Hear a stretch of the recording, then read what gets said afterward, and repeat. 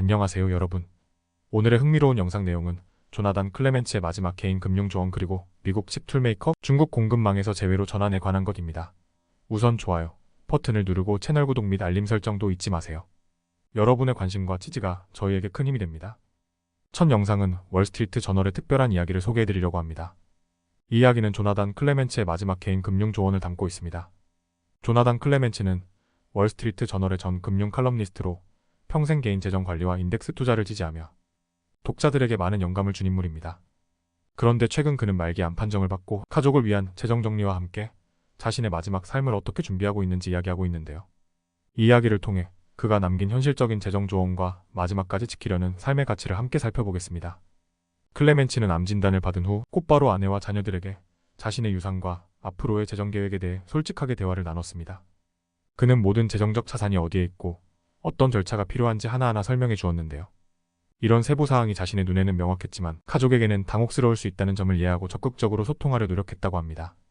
이는 가족들이 나중에 혼란스럽지 않도록 미리 준비하는 과정이었죠.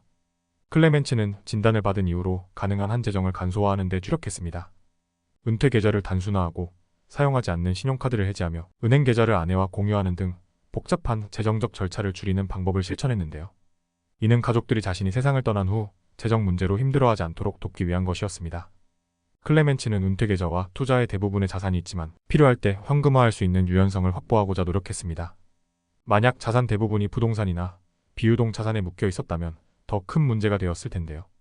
그는 재정적으로 유연성을 가지는 것이 얼마나 중요한지 강조하며 이를 미리 준비해두는 것이 큰 도움이 될 수 있다고 말했습니다. 클레멘츠는 진단을 받기 전부터 자녀들에게 매년 일정 금액을 선물해왔고 증여세 면제 한도를 고려해 관리했습니다. 올해에는 딸의 주택 자금을 지원하기로 하며 이를 유언에 포함하지 않고 생전에 정리해 자녀들의 세금 부담을 줄이기로 했습니다. 이는 자녀가 상속세 부담을 덜 수 있도록 사전에 대비한 것입니다. 클레멘츠는 딸이 물려받을 상속세 부담을 줄이기 위해 세심한 세금 전략을 세웠습니다. 또한 아내와의 결혼 시기를 앞당겨 아내가 자신의 사회보장 생존자 혜택을 받을 수 있도록 계획했습니다. 이는 자신의 사후에도 아내가 더 나은 재정적 안정감을 느낄 수 있도록 배려한 것이죠. 마지막으로 클레멘츠는 오래된 재정 서류와 세금 기록 등을 정리하며 가족들이 자신이 떠난 후에도 불필요한 혼란을 겪지 않도록 대비하고 있습니다. 이는 정리되지 않은 서류들이 가족들에게 큰 부담이 될 수 있음을 깨달았기 때문입니다. 클레멘츠는 자신의 재정 계획을 통해 검소한 생활 방식을 지키고자 했습니다.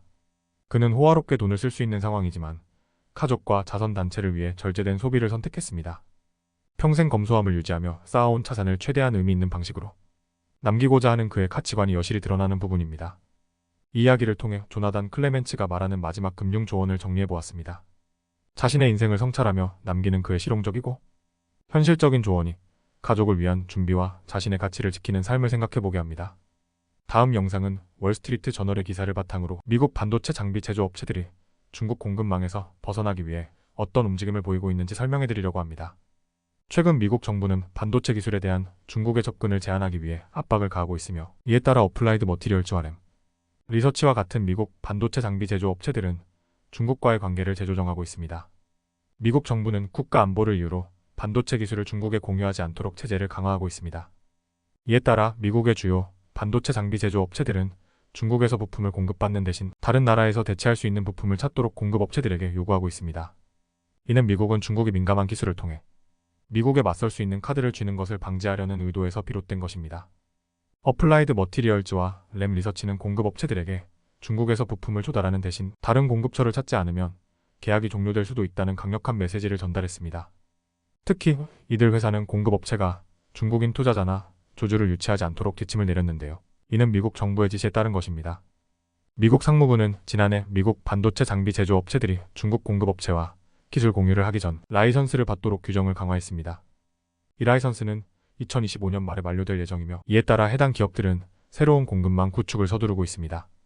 중국 부품을 대체하는 것은 쉽지 않은 일이어서 비용이 상승할 가능성도 큽니다.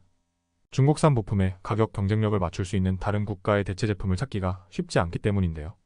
그럼에도 불구하고 미국 정부의 요구에 따라 미국 기업들은 계속해서 중국과의 공급망 관계를 재정비하고 있습니다. 중국 또한 외국산 소프트웨어와 하드웨어를 자국산으로 교체하는 움직임을 보이고 있습니다. 중국 내 기업들은 에너지, 금융 등의 분야에서 외국산 기술을 배제하려는 정책을 강화하고 있습니다. 이로 인해 일부 중국 업체는 해외로 생산 기반을 옮기기도 했는데요. 대표적으로 어플라이드 머티리얼즈의 공급업체 중 하나인 셰냉 포천 프리시전 이기프먼트가 싱가포르에 새로운 공장을 열고 글로벌 고객에게 서비스를 제공하려는 계획을 세웠습니다. 중국에 위치한 일부 공급업체들은 싱가포르나 말레이시아에 합작회사를 설립하거나 제3국에 지주회사를 세우는 등 다양한 방법으로 미국 기업들과의 관계를 유지하려고 노력하고 있습니다.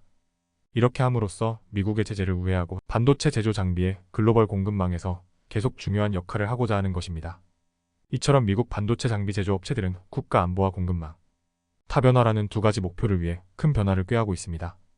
이번 변화는 단순한 기업 간의 거래가 아닌 각국의 전략적 이해관계가 얽힌 복잡한 문제입니다. 앞으로 반도체 시장이 어떻게 변화할지 주목되며 이러한 움직임이 국제 경제에 미치는 영향을 계속해서 지켜볼 필요가 있습니다. 오늘은 여기까지입니다. 다음 영상에서 더 유익하고 흥미로운 내용으로 찾아뵙겠습니다. 이 영상은 투자 의견이 아닙니다. 매우 고맙습니다.